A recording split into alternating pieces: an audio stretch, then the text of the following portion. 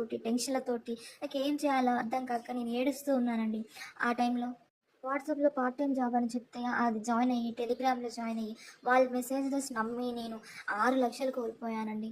ఇప్పుడు ఇంట్లో చెప్పలేక 6,00,000 ఎలా తేవాలో తెలవక నేను ఏడుస్తూ ఉన్నానండి.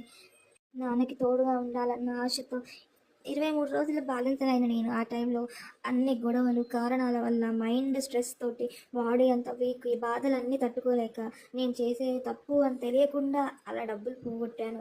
ఇప్పుడు ఏం చేయాలో అర్థం కాక సూసైడ్ కూడా చేసుకోబోయాను. కానీ నా బిడ్డ వల్ల నేను ఆగిపోయాను.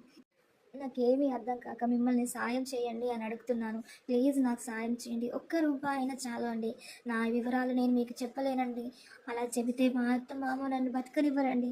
అమ్మ, నాన్నల పరువు పోతదండి.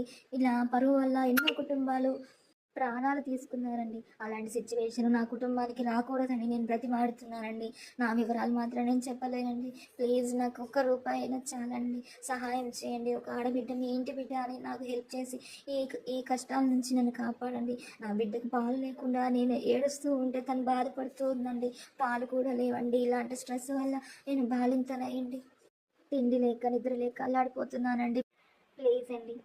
చేతులెత్తి మొక్కుతున్నానండి మిమ్మల్ని. నన్ను కాపాడండి ఈ కష్టం నుండి. మీ ఇంటి ఆడబిడ్డని కాపాడండి. ఒక్క రూపాయి పంపించండి ప్లీజ్ అండి.